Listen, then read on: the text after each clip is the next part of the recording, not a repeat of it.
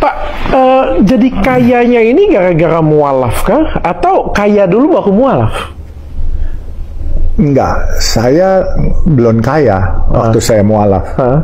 Iya kan? Atau berarti kayanya karena mualaf nih? Enggak juga. Enggak juga. Kalau segitu semua orang masuk mualaf aja untuk jadi kaya. Nggak bisa. Ini karena saya masuk Islam, perilaku saya lebih baik yang pasti. Sehingga dengan baik orang lebih percaya berbisnis sama saya. Terus saya karena masuk Islam, Islam mengajarkan saya amanah dan jujur dan adil. Sehingga saya dalam berpartner berbisnis dengan orang, saya jalankan amanah ini dengan jujur, adil dan tepat waktu. Jadi sehingga ini yang membentuk karakter saya, ya kan. Jadi menurut saya banyak hal ya dok ya. Kalau saya lihat gini, orang misalnya Nasrani, orang nggak akan baca Bible dulu. Orang akan melihat karakter dokter. Dokter misalnya Nasrani. Kalau karakter dokter jelek, orang nggak kepengen buka Bible-nya. Tapi kalau karakter dokter baik, ini orang kok baik ya? Apa sih yang dia ini anut? Agamanya Kristen. Apa sih itu Kristen? Aku pengen belajar juga supaya jadi seperti dia. Iya, bukalah baru Bible-nya. Apa sih? Sama juga Islam.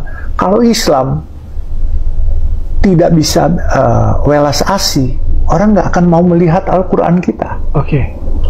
Boro-boro orang udah benci, antipati dulu. Tapi kalau saya jalan dengan yang gaya saya selama ini, ya kan, saya mengharumkan nama Islam. Saya tidak bisa dengan ayat-ayat suci. Saya tidak fasih. Otak saya udah bolot karena udah tua, iya kan. Saya dengan perilaku. Iya, perilaku dengan kata-kata santun, dengan perilaku yang baik, orang akan lihat apa yang ini. Saya bilang ini cara Islam nih. Mereka kepengen tahu, belajar Al-Qurannya baru dilihat, dibuka. Ini loh Al-Qurannya mengajarkan ini. Bukan dari bahasa Arab, bukan dari bahasa, tapi dari perilaku kita juga bisa berdakwah. Iya. Orang tuh suka pada melihat cerita saya sepotong-sepotong, ya kan. Saya ini di waktu dari SD, SMP, saya tuh suka nyambi. Waktu itu ibu saya bawa ke Jakarta. Saya banyak teman-teman. Dia dagang es mambo, mamanya dagang kacang goreng diplastikin. Terus teman saya bilang, mau nggak ikut dagang? Nanti bisa untung. Saya sambil learning by doing gitu. Toh dapat duit, nggak ada salahnya. Jadi begitu pulang sekolah, kami langsung ke rumahnya ngambil termos, sama ngambil yang kayak pedagang asongan yang pakai karet gitu, karet yang biasa abang beca pakai yang buat kelonongan gitu tuh, yang hitam tuh. Sini kami bawa, dan kami bawa termos dagang gitu. Nah saya dagang di Istiqlal. Nah, selalu saya dapat untung. Pulang saya bisa dapat jajan lebih karena orang tua saya hanya memberikan saya uang jajan yang minim. Saya suruh sekolah.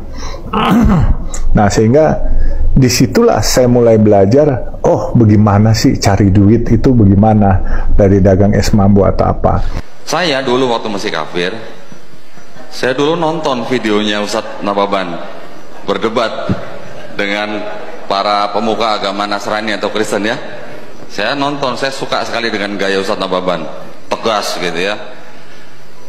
Alhamdulillah setelah saya melalui proses yang cukup panjang, kurang lebih 7 tahun.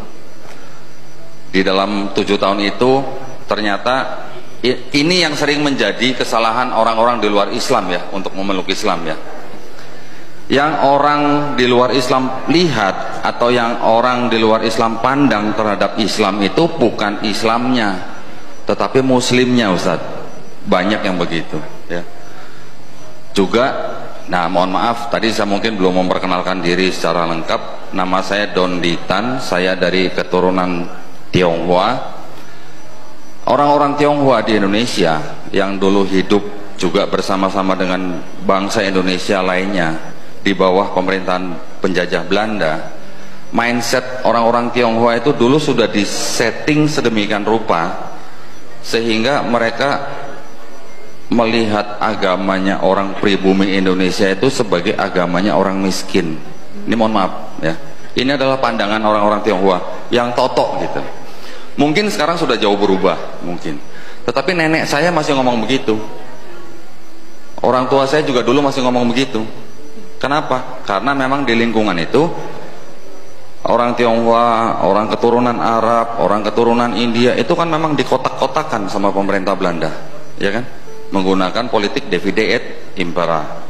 Sehingga dengan pengelompokan-pengelompokan seperti itu dibuat seolah-olah menjadi bukan satu kesatuan bangsa Indonesia gitu. Tetapi karena dikotak-kotakan jadi mempunyai mindset sendiri-sendiri yang terpisah-pisah, sehingga kadang mereka sering mempunyai pandangan negatif terhadap kelompok yang lain gitu.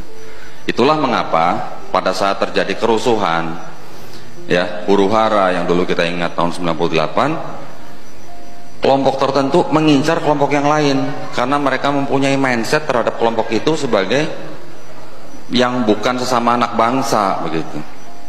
Ya ini mohon maaf ya, ini memang kenyataannya begitu karena saya berasal dari keluarga Tionghoa. Tetapi lambat laun mudah-mudahan insya Allah sekarang sudah mulai berubah, sehingga kalau dulu orang tua saya, nenek saya mengatakan bahwa Islam itu agamanya orang susah, Islam itu agamanya pengemis di jalan, Islam itu agamanya koruptor atau perampok, mereka lupa, nggak melihat mungkin di Brasil, mungkin di Argentina, mungkin di Filipina yang ngemis di jalan, yang koruptor juga orang-orang Katolik atau orang Nasrani. Jadi Islam tidak bisa dilihat dari muslimnya, Islam harus dilihat dari ajarannya gitu ya.